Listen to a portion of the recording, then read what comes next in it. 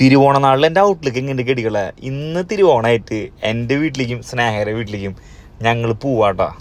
അപ്പോൾ അവിടുത്തെ വിശേഷങ്ങളും കാര്യങ്ങളാണ് ഇന്ന് നമ്മൾ കാണാൻ പോണത്. അപ്പോൾ എല്ലാവർക്കും ഹാപ്പി ഓണം. ചെറിയ ഫോട്ടോഷൂട്ടും കാര്യങ്ങളുകൊണ്ട് ഭയങ്കര ലേറ്റ് ആയിട്ട് നമ്മൾ പറഞ്ഞത്. ഏകദേശം 3 മണി 3:30 ആയിട്ട് എൻ്റെ അമ്മ ഷീബാമ്മ എത്ര ലേറ്റ് ആയിട്ടായാലും നമുക്ക് വേണ്ടി കാത്തിരിക്കാൻ നമ്മുടെ അമ്മ തന്നെ ഉണ്ടാവുള്ളൂ. അപ്പം നമ്മൾ അകത്തേക്ക് ചെന്നു കണ്ട നമുക്കുള്ള എല്ലാ സദ്യ ഒരുക്കിയിട്ട് അമ്മ അവിടെ ഇരിക്കാട്ടാ. ബാക്കിയുള്ളൊരു ഇതൊക്കെ പോയി, അപ്പൻ എൻ്റെ അനിയനൊക്കെ പോയി കണ്ട 3:30 അങ്ങനെ നമ്മളെ ഫുഡൊക്കെ വിളമ്പി ഒരുവിധം എല്ലാ ഐറ്റംസും ഉണ്ടായിരുന്നു കേട്ടാ.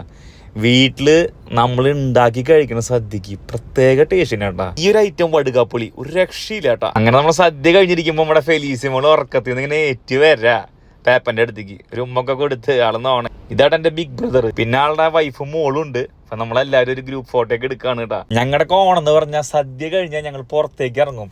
എൻ്റെ വീട് നെല്ലങ്കര കുറച്ച് കയറ്റം പോയ ആലിൻ്റെ ഭാഗം കേട്ടാ.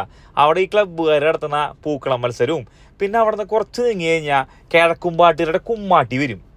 നിങ്ങൾ ഈ കുമ്മാട്ടി കണ്ടിട്ടില്ലെങ്കിൽ ഭയങ്കര മിസ്സാട്ടാ. തൃശ്ശൂരുകാരെ ഞങ്ങൾക്കറിയാം, കിഴക്കുംപാട്ടിലെ കുമ്മാട്ടി അത്രയ്ക്ക് ഫേമസാ, അടിപൊളിയാ. ആ ഒരു വൈബും കാര്യങ്ങളും എല്ലാ കൊല്ലവും ഞങ്ങൾ നല്ല രീതിയിൽ ആസ്വദിക്കാറുണ്ട്. ഇതിങ്ങനെ പോയിക്കൊണ്ടിരിക്കും. അപ്പം നമ്മളവിടെ നേരെ വിട്ടു സ്നേഹയുടെ വീട്ടിലേക്ക്. അപ്പനൊക്കെ കണ്ട് ഷേക്കിൻ്റെ ഒക്കെ എടുത്ത് ഓണാശംസകളൊക്കെ പറഞ്ഞതിന് ശേഷം വീട്ടിൽ കയറി നല്ല പാലടപ്രഥമൻ ഉണ്ടാക്കി വെച്ചിരുന്നു അമ്മ. അപ്പം അതിലേക്ക് അപ്പം കുറച്ച് പപ്പടമൊക്കെ പൊടിച്ചിട്ട് ഒരൈറ്റം. ഞാൻ അത് കഴിക്കാറില്ല സാധാരണ, സദ്യയിൽ വിളമ്പോൾ എനിക്ക് ഇഷ്ടാവാറില്ല. പക്ഷെ ഇത് ഞാൻ കഴിച്ചപ്പോൾ എനിക്ക് പേഴ്സണലി നല്ല രീതിക്ക് തന്നെ ഇഷ്ടപ്പെട്ടു. അപ്പം ഇന്നത്തെ